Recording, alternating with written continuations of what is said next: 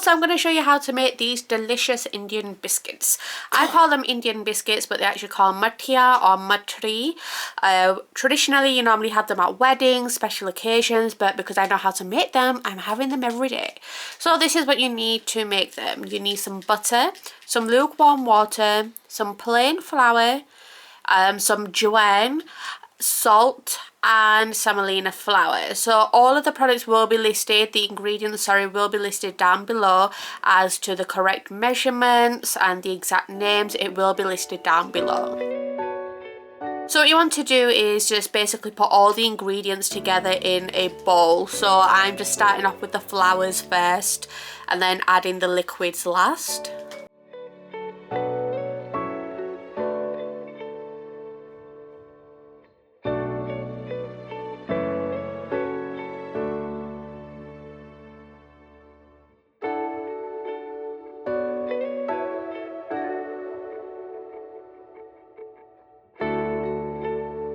So what I'm doing here is just mixing it with a palette knife. You do actually need to use your hands to have a feel of this because you need to make sure you know the texture of it, you know that it's done. So with this, because I'm using butter, you can also use oil. So you replace the butter with oil and you basically use like 4 teaspoons of oil. I'll put both of the recipes in the description bar so you can have a read and choose which one you want to do. But with this, what I'm doing is I'm grabbing it and I'm dropping it, and you can see when I drop it, it's not a solid form. So because it's loose like that and it crumbles, I'm adding more butter to it.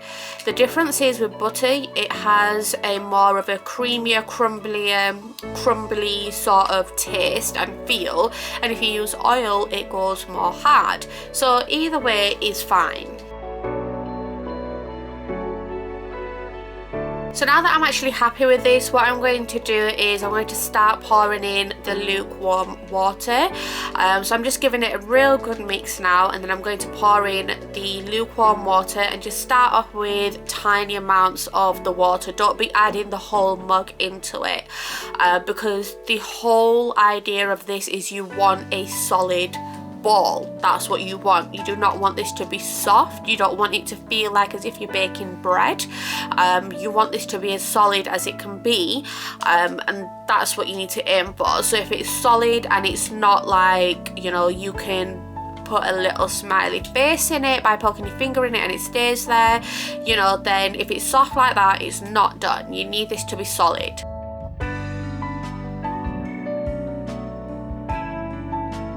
So now I'm getting to the final stage and you just have to knead it. Just carry on, you know, carry on with it. Now you can see I'm just putting tiny bits. I've not even used all of that. I probably used half of that mug, and that's a tiny mug. So just carry on kneading it.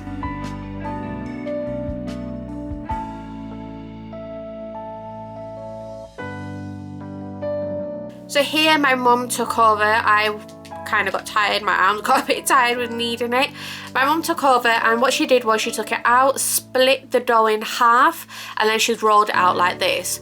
The reason why you need to roll it out like that is because I'm going to be cutting these sections. So it's basically like an inch.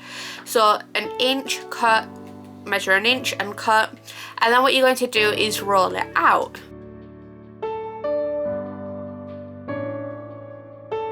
So taking each one, now I actually put it into a little ball and then rolled, and my mum was getting a bit agitated. She was like, you do not need to do that, you can just roll it. So you can just put it flat and roll it with the rolling pin, and then get a fork or a knife and you need to poke these. Creating the holes will just mean that it's not going to rise or anything, and we do not want them to rise. We want them to stay flat like this. So just carry on doing that until you completed all of them and rolled them all out. Oh, also, I'm not actually putting any oil or flour on there. It's straight rolling it on the table. You don't want to add anything else to it. This does not stick to the table, by the way. It's perfectly fine. You can lift it up. It's manageable. You can work with it. So these are them done, and my mum's just putting it onto the plate, and then we're going to fry them. So you need to make sure you actually have your oil on and it's on the heat whilst you're doing this. So put it on low heat, let it heat up. Ideally what you want is hot heat. you can see we're testing it here, and my mum just put a bit of the dough into the oil, and you can see it's sitting at the bottom quite a while, and it's not supposed to do that. Eventually it will bubble and it will come to the top, but what that's going to do is soak up the oil, and we don't want that. So make sure your oil is hot, but don't have it too hot that it browns really quick. So you just need to find the right temperature. So basically, whilst we put this in and they're rising and they're cooking, just take a seat, because it'll take about 10 minutes for them to get cooked. So what you need to do is just keep an eye on them, turn them over time to time, and when they go a really nice golden brown colour, most likely they're done. If they're not done, the middle of them will look like, you'll be able to tell that it's not done. So just leave them in there and let them cook. And here we have them done. You can see it's a real nice brown golden colour, and that's what you want. You don't want them to be looking pale, you don't want them to be looking too dark either, because if they're too overly done, it's not going to taste right. So how to make the Mathri? What we're going to do is with one of the rolls, so this is the exact same procedure of making the dough, but remember when my mom split them and there were 2 long rolls, so basically one of them we're rolling out. So my mom's rolling it out, and what you're going to do is slice it. So you're going to score it downwards, and you're going to make a sort of a diamond shape, and then fry them. We are not going to be poking them or anything like that, or creating any holes, whatever you want to call it.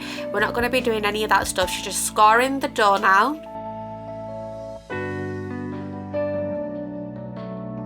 And then just pick them up, put them onto the plate. You don't have to put anything on the plate either, like any oil or anything. And then there we go, we're dipping them straight into the oil. Now this karai, we call it a karai, it's like a frying pan in English. Actually scares me, so that's why my mum's actually putting all this in. My one at my in-laws, it's much smaller and manageable, and this one actually scares me. So you can see when she's putting it in, straight away they're at the top, they're getting cooked, and that's how you want your oil to be. So now they're done, and it's time to enjoy these, because these are absolutely gorgeous with a cup of tea, but traditionally we tend to have them with pickles.